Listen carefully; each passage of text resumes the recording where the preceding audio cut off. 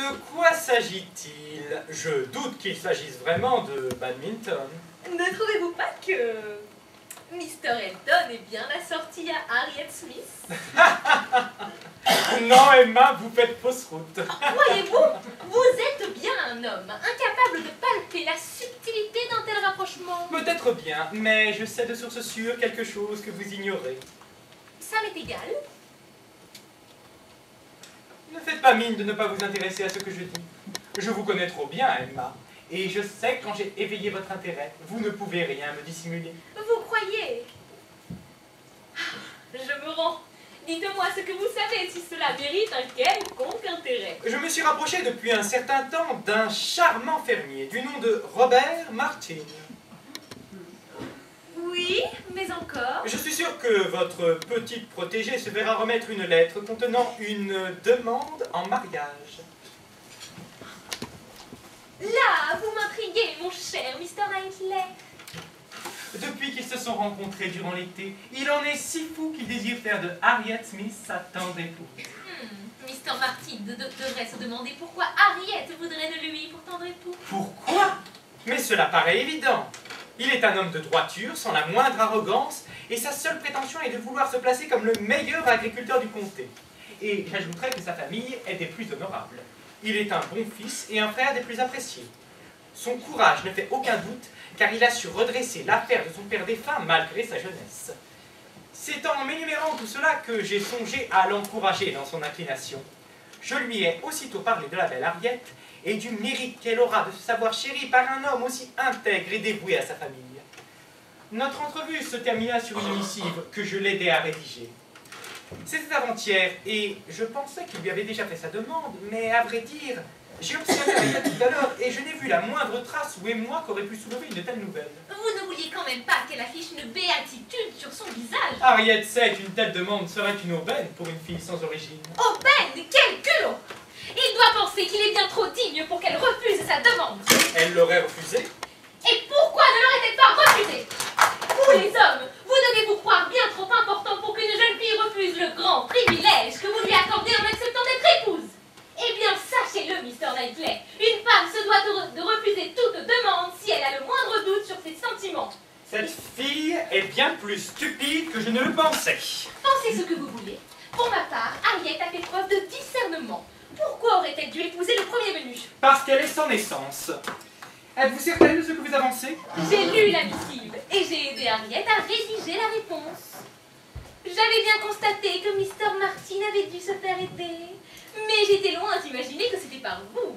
Je soutiendrai toujours qu'il est indigne d'elle, et je trouve cet homme prétentieux d'avoir cru pouvoir concerter un tel mariage. Ridicule! Indigne d'Harriet? Oui, certainement, car il lui est supérieur par sa grande intelligence et sa respectabilité. Votre attachement à elle vous rend aveugle. Par quelle arrogance Harriet pourrait-elle se croire digne d'un parti supérieur à celui de Mr. Martin? Elle n'est qu'une fille abandonnée par son père, sans fortune et aucune famille connue. Sa culture générale laisse à désirer, et le bon sens lui fait défaut. À sa charge, elle aurait pu s'instruire d'elle-même, mais elle est bien trop jeune et stupide pour y avoir pensé. Sa seule arme, une beauté qui se fanera dans moins d'une décennie. Je n'étais pas persuadé que Mr. Martin avait fait le bon choix, mais j'avais pris le parti de ne pas m'ennuyer à lui. J'avais perçu sa trop grande affection.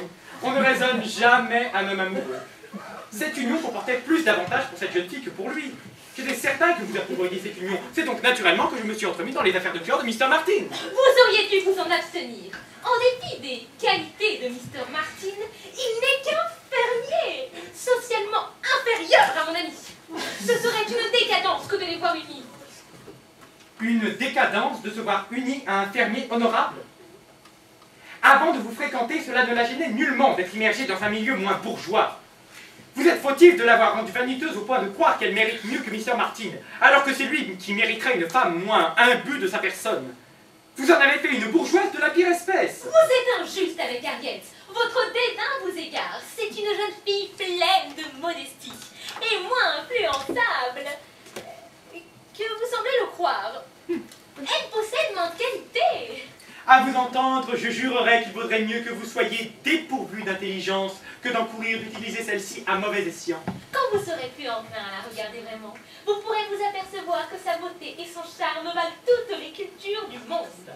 En la fréquentant, vous remarqueriez qu'elle a de la conversation sur divers sujets.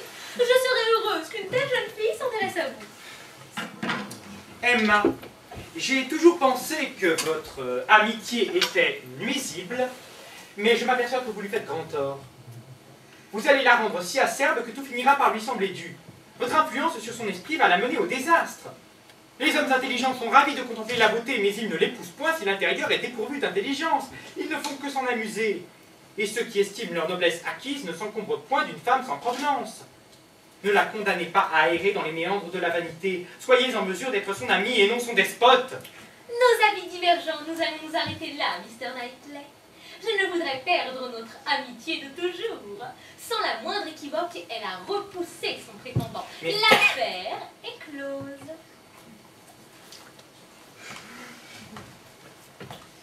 Elle n'est pas une grande perte pour Mr. Martin. Je réussirai bien à l'en convaincre.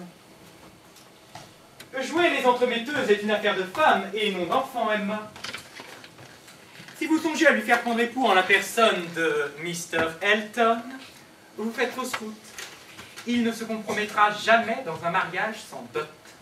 Je ne le crois pas aussi intéressé. C'est un homme respectable et bon. C'est un homme de prestance qui aime être entouré de la meilleure engeance. Il ne concertera jamais un mariage sans avantage. Il me parla voici peu d'une famille comptant de nombreuses jeunes filles affublées de 20 000 livres sterling. Je vous suis gré de m'induire. Cela aurait été fort intéressant si mon intention était de rapprocher ces deux jeunes personnes.